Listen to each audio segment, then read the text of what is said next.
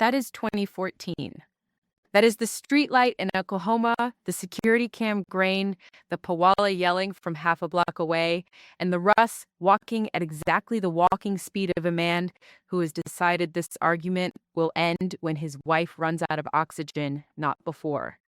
That is the first big franchise fight on TLC, and the reason it looks so grainy is that the camera technology had not yet caught up with what this show is about to become. You cannot continue fighting, repeating. And that is 3 years later.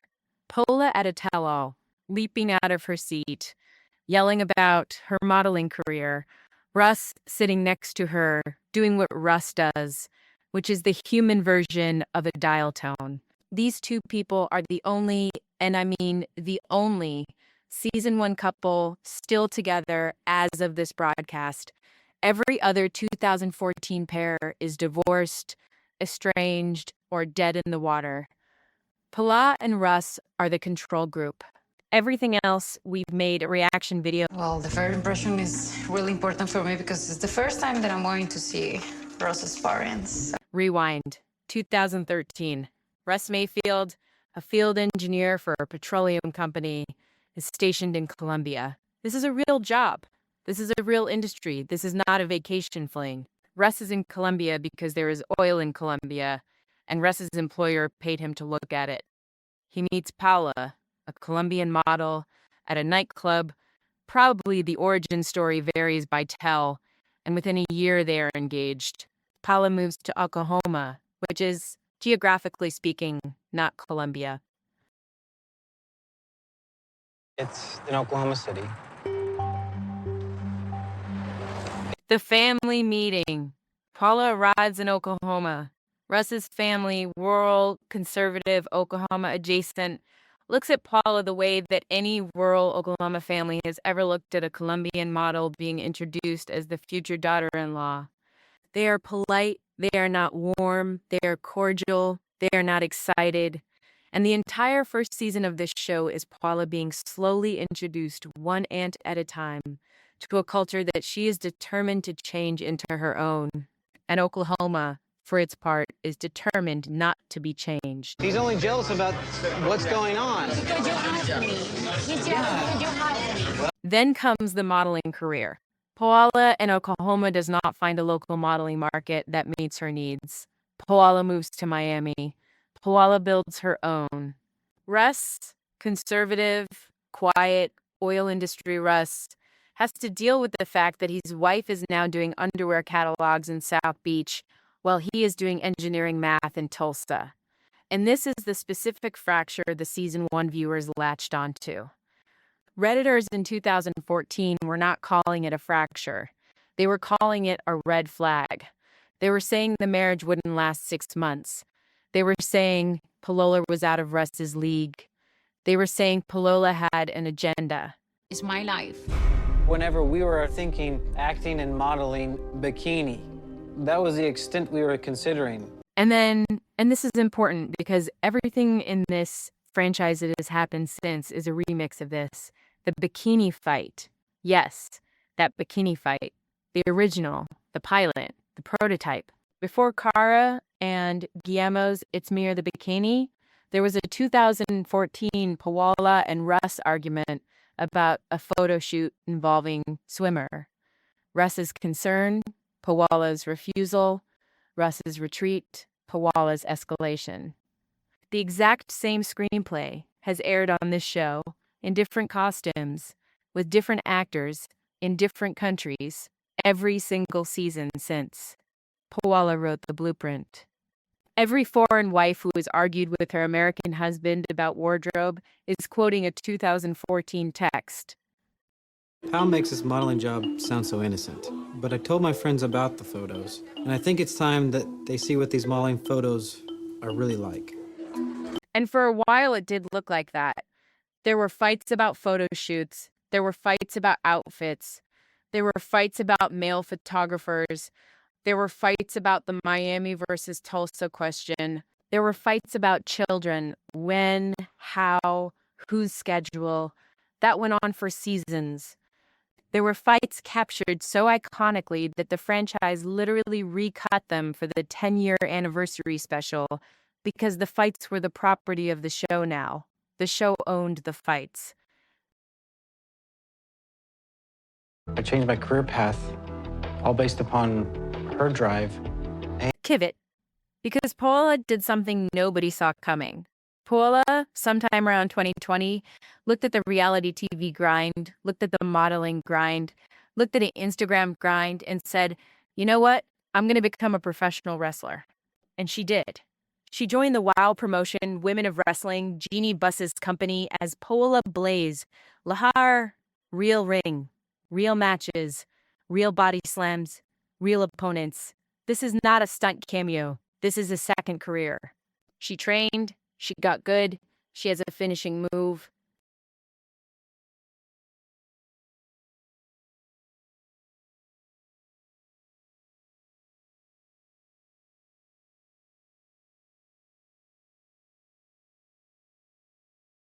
Whether it's good or bad for my career path, or... And meanwhile, Russ Mayfield, a man who 9 years ago was the quiet half of a fight couple, the eye-roll foil to the expressive Colombian life. Russ left engineering. Russ pivoted into voice acting. Russ is now recording audiobooks and animated commercials out of a home studio in Miami.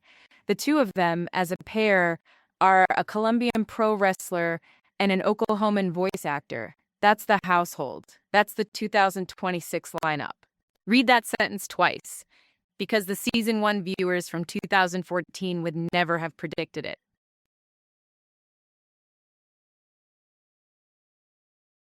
Like, I basically moved to Miami for her. The Miami move itself, because this was the scene that Reddit at the time called The End. Paola announcing on camera to Russ in the shared apartment, with him sitting on the couch holding a beer, that she was moving to Miami for work. And Russ, then an oil engineer with his whole career rooted in Tulsa, saying no, and Paola saying yes, and Russ saying it won't work, and Paola saying it has to. And then, which nobody expected, actually going, buying the ticket, packing the suitcase, getting on the plane, and living in Miami while he stayed in Oklahoma for months on camera, refusing to let her career be contingent on his job. In 2016, that was considered outrageous spousal behavior on this network.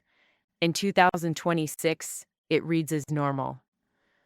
The franchise aged into... A couple of months later, I got pregnant again. And it was the most amazing feeling. And they had a public loss. Paola had a miscarriage that aired on Happily Ever After. It was not sensationalized. It was not teased in a promo. It was, by the standards of this network, handled with relative restraint. And in that episode, in that 30-minute arc, you watched Russ, the voice acting engineer from Tulsa, sit on a couch and hold his wife while she cried, and not say a word for 12 minutes at a time. And whatever else you think about Russ, whatever else the boring framing does to his public image, that episode is a receipt. Russ showed up. Russ stayed. Russ did not make it about him. That is not the behavior of a man who has been reeled in on a fishing line. That is a partner. Now I need to break this news to Pao. August 2021. Paola and Russ announce on Instagram they are on a break. 8 years in. The franchise loses its mind. Reddit loses its mind. The fan YouTube channels put out 12 reaction videos in 3 days. This was the moment everybody had been waiting for since 2014. The confirmation. He's happy and we're happy what we have. And everything is out of control. Except they got back together fairly quickly, without much drama. A few private months, a few vague Instagram posts, and they were a couple again. And if you watch the aftermath carefully, you realized the break was the correct move. The marriage had gotten too weird. One of them needed to wrestle professionally. The other one needed to record audiobooks. They needed to separate the logistics. And when the logistics out separated, the marriage got better. Which is not a story that Reddit likes. Reddit likes breakups. Reddit likes vindication. Reddit does not like a marriage that went on break, came back, and got stronger because it went on break. That is boring. And boring on Reddit is the cardinal sin.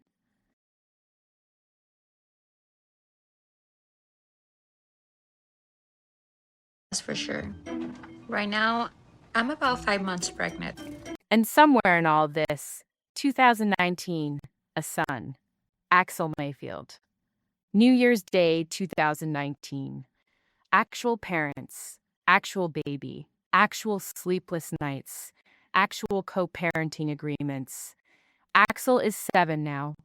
Axel has watched 12 seasons of his parents on television. Axel is probably, at this moment, the single most documented child in reality television history, because Axel's parents have been on TLC his entire life. And he has a birth announcement episode, a first birthday episode, a first day of school episode, and whatever episode. And this past year has been really, really hard for me. And here is what Paola said in a recent interview about the marriage. She said they had been through hell, that word, on the record, describing her own marriage to the same man she is still married to. And the reason that sentence matters, the reason it's the whole thesis, is that Paola, who has a wrestling finisher and an Instagram following and a second career, could have said anything. She could have said it was a fairy tale. She could have said they were soulmates. She could have said the sponsored post thing. She instead said hell and stayed. Russ and I have been married for 5 years now. The second pivot. Because I have been calling them the control group, and I want to cash that check. Every reaction video on this channel, every subject we have profiled, every marriage we have dissected, every spin-off we have roasted exists because on January 12th, 2014, TLC aired the pilot of 90 Day Fiancé, starring as its central couple, Paola and Russ. If that pilot had flopped, there is no Jasmine and Gino. There is no Angela and Michael. There is no Big Ed and Rose. There is no Darcy Silva cinematic universe. There is no 90 Day, The Last Resort. All of it is downstream of a Colombian model and an Oklahoma engineer having a fight about her bikini on a basic cable pilot in a post-recession Tuesday night time slot. And every single subject we have profiled, Gino and Jasmine with the Matt baby, Tyus and Patrick with the brother-in-law, Shakina and Sarper with the edited tell-all, Annie and Robert with the thrift store, Cara and Guillermo with the sommelier rumor, every one of them failed the Paola and Russ test. Not because Paola and Russ's marriage is better, because Paola and Russ's marriage is older. They survived the thing the other 40 couples did not. They endured.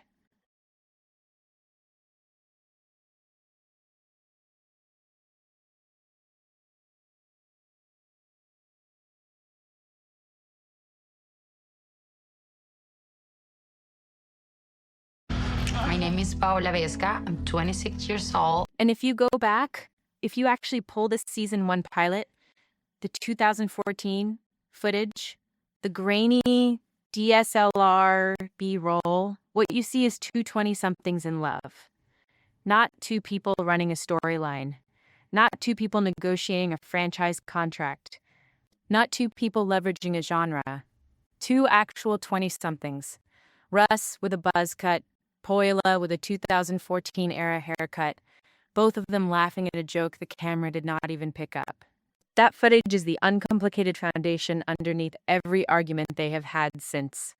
Every time the marriage wobbled, what it had to fall back on was those two kids. That is the save condition. That is what a lot of the other couples on this list did not have, because their relationship started at the franchise, not before it. The walk back. Is their marriage healthy? I have no idea. I am not their therapist.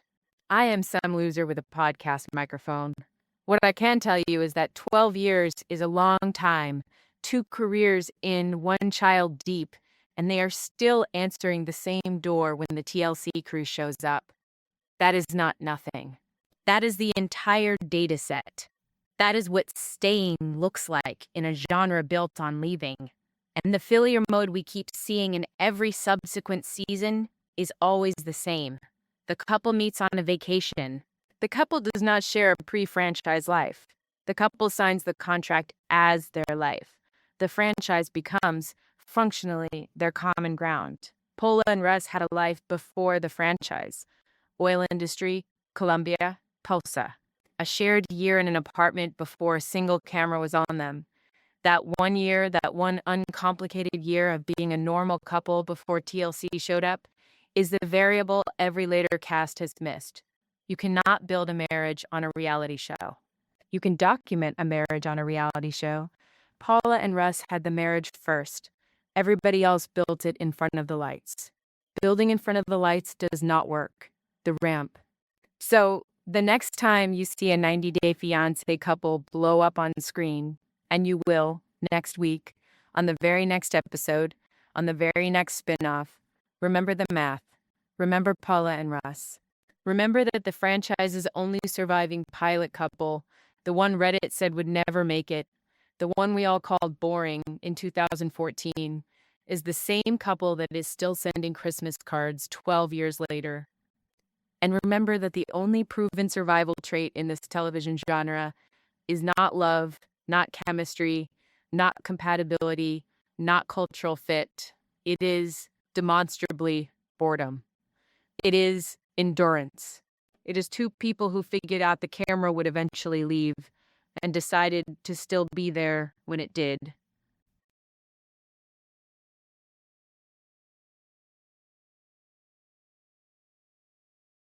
I'm gonna be a housewife so I can make you happy and your family happy.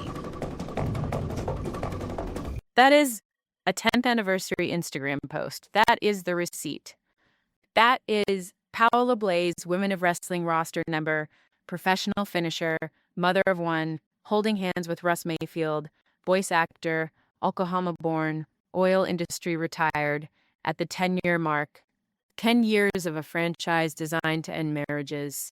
10 years of an internet industry betting against them. 10 years of tabloid rumors, paparazzi photos, break announcements, reconciliation posts, and tell-all ambushes. And they are still here. Every other season 1 couple is not. Alan and Curliam are not. Mike and Aziza are not. Louie and Aya are not. Mike and Juliana are not. Everyone the franchise launched with is gone. Paola and Russ remain. Reddit called Russ boring in 2014. Russ won.